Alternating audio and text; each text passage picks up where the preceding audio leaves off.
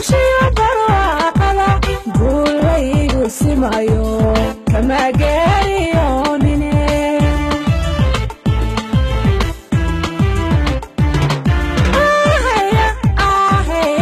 huwayaha iskurayo gortaan sugayna la soo gaadhay maante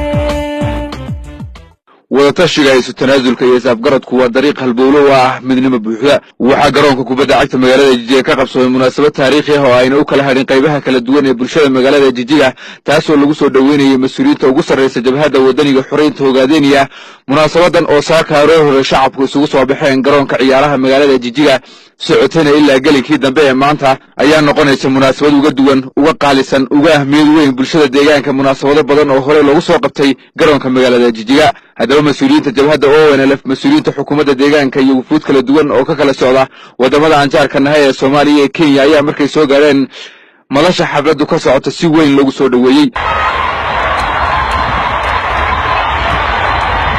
madaxweynaha dawladda deegaanka Soomaalida mudane Mustafa Maxamed Cumar oo munaasabadan khudbad taariikhi ah ka jeediyay ayaa sheegay inuu aad ugu faraxsan yahay inuu waqtiga ku soo munaasabatan oo kala ah waxaan aad iyo aad ugu faraxsanahay inaan nasiib u yeeshay inaan ka qayb galo marxalad noocan oo kala ah oo shacab ciriiri sanado iyo zamaano badan soo maray ay maanta ididiino iyo farxad ku sugayaan mustaqbalkooda aad iyo aad ayaan nasiib u leeyahay inaan ka qayb galo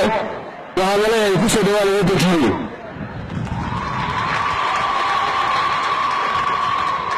waxaa maanta dhammaatay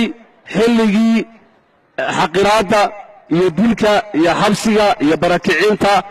iyo aragti xun baad leedahayda iyo caburistii shacabka ayaa maanta dhammaatay waxaan rabnaa shacabka nagu sida adduunka kale inay u noolaadaan si xor ah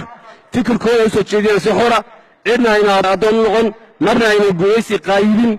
waxaan leenahay maanta waxaa inoo furmaysaa fursad cusub oo arrintaas aan ku wajihi karno laakiin waxaa kaloo u soo joognay fursado fara badan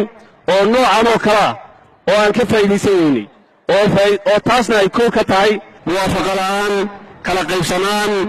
iyo maangagnimo iyo wada tashi la'aan baahsan oo soo jireen ah madaxweynaha dawladda deegaanka Soomaalida oo hadalkiisa sii wata ayaa sheegay in deegaanka ay ka dhaceen tacadiyo dil iyo boob fara badan taasoo weli aysan bulshadu ka soo kabanin waxaa soo maray shacabkeena tacadiyo ballaaran oo aad u qadhaadh oo marna ayna ahayn in la qarsado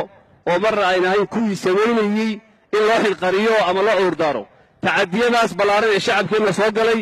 waxay ahaayeen taariikh madow oo xilli dheer soo jirtay laakiin marba mar ka darnaa gaar ahaan 11 sane u dambaysay waxaa deegaankan soo maray tacadi aan horey loo arag oo ay noo dheerayd xaqiraaddii guuda jirtay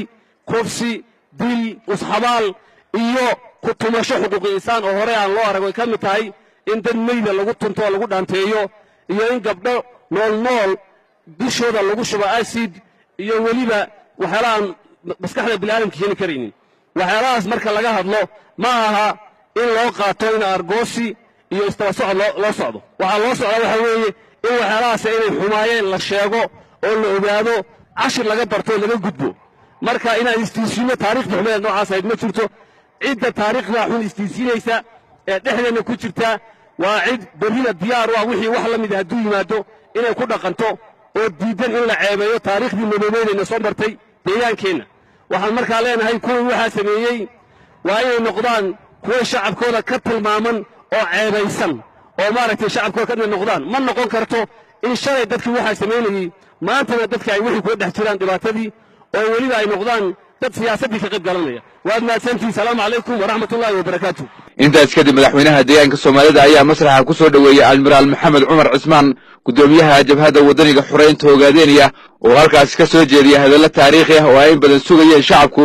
muddadii aan halganka soo wadnay dhibaatooyin fara badan baa runtii halganku la kulmay dhibaatooyinkaasi qaarkood wuxuu ahaa kuwa dariska naga soo gaadhay dariska ama kuwii ehelka yaga ahaa ee Soomaalida ha ahaado ama cadowga ha ahaado ama annaga dhexdeenna ha ahaado dhibaatooyin fara badan ayaa meel walba naga soo gaadhay dadka yaga iyo xubnaha gobonnimo doonka ayaa intii la qabqabto gumaysiga loo dhiibahayay xubnaha gobonnimo doonka yaa la leynayay waxaa gabdhahayaga yaa la faraxumaynaysay dadkayagii oo shacbigayaga ka mid ah yaa dhibaatooyinka ka qaybgalahayay dhibaatooyin fara badan baa shacbigayaga loo geystay waxaan kaga bogsanaynaa midnimo iyo iskaashi iyo wadajir haddaynaan iskaashanin oynaan wada jirin oo aynaan sidii awal hore halganka aynu ugu jiray dhismaha mustaqbalkeenna aynaan isu kaashanin guusha rasmiga ah ma gaadhayno guusha rasmiga ah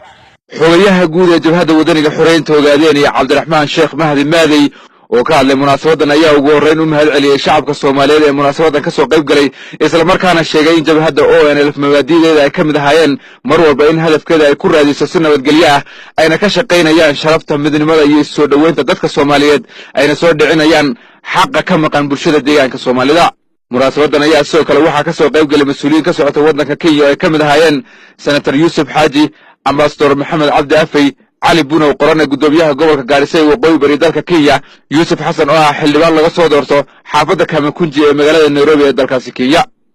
maanta ilaahay baa mahad leh in madaxweynaha Kilin Kaleeton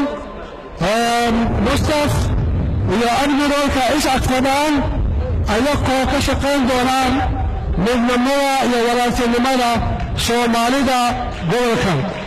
sidoo kale munaasabada taariikhiga ah ayaa waxaa ka hadlay qaar ka mid ah culimada diinka iyo waxgaradka Soomaaliyeed kuwaasoo bogaadiyay go'aanka jabhadda wadaniga xoreynta ogaadeenaya oo aan la fiyo ka xukuumadda deegaanka ee ah midnimada iyo in wax kasta lagu dhameeyo wada hadal iyo afkaar nabadeed munaasabadan oo ah mid taariikhi ah isla markaana socotay maalin ayaa shacabka ka soo qayb galay ahaayeen kuwa iyagu iskoodu yimid maalin waqtigoodii qaaliga ahaa ku bixiyay inay u taagnaadaan xafladan taariikhiga ah